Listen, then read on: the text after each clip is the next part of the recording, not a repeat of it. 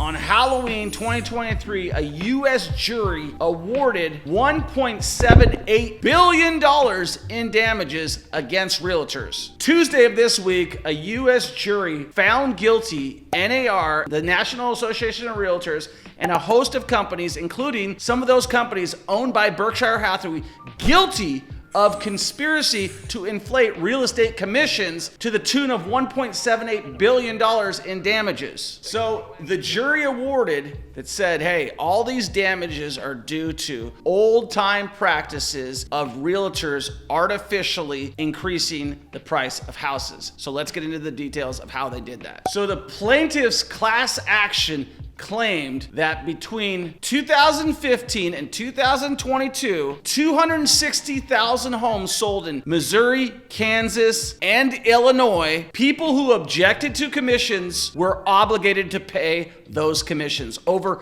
260,000 people. Even though those people opted out, they were obligated to pay the buyer's broker. And just to let you know what a buyer's broker is, as a real estate agent, you have a broker, you have a brokerage. Generally, the way that the practice has worked is that the seller of the house will allow a commission to be paid out and split amongst the listing agent and the agent who sells the property. If those are the same person, then that agent might get all of the commission. But generally, all of those commissions are negotiable. The verdict followed a 2-week trial, and the damages award can be tripled under U.S. antitrust law to over $5.3 billion.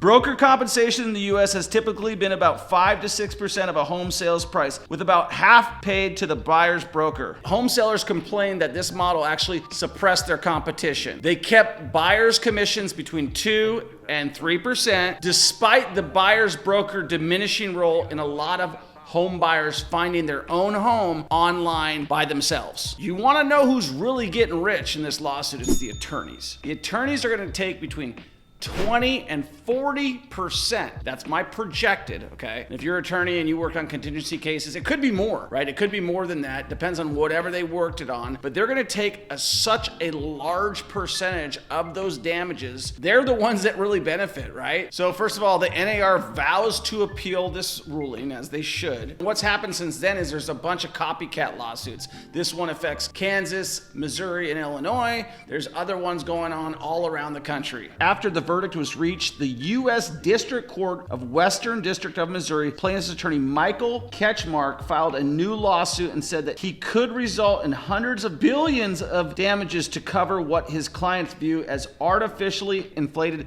commission payments. So basically, this attorney is the one that's winning. Whenever you guys think about who's being affected right here, whether they're suing the tobacco company, whether it's this attorney, that attorney, the reality is the attorneys that make the most amount of money sue big corporations. Homeowners aren't going to benefit.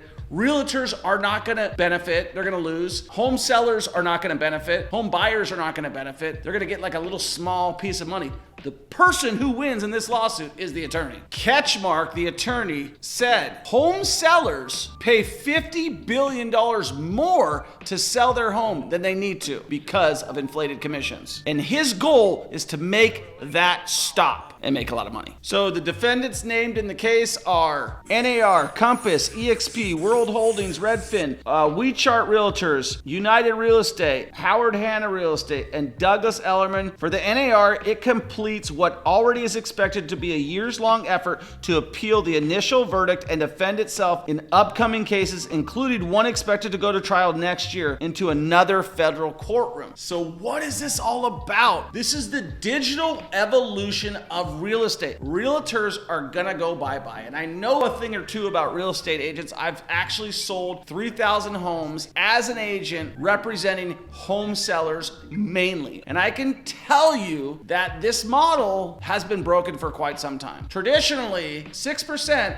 of the seller's home gets paid in commissions, right? That's a lot of money. Even as an agent in my former life, that's a lot of money to pay for selling someone's house. Basically, if you buy a house today and you go to sell it tomorrow, you're going to go in the hole, right? Because of that fee and because of that commission. So there's definitely something broken with the commission structure. I don't know if it's as severe as they're talking about. I don't know if it's fraud. I don't know if it's collusion. But what I do know is that this case right now will change how agents are paid in the future. It will change how NAR regulates. My question to you is, what do you think is going to happen? Is this good for real estate agents? Is this good for the real estate market? Is this good for homeowners? Is this good for home sellers? Is this just good for the plaintiff's attorney? Who really wins in this whole thing? Make sure you subscribe to this channel. If you're investing in real estate and you're worried about something like this, or if you're thinking about getting your license as an agent and you're worried about something like this, don't worry.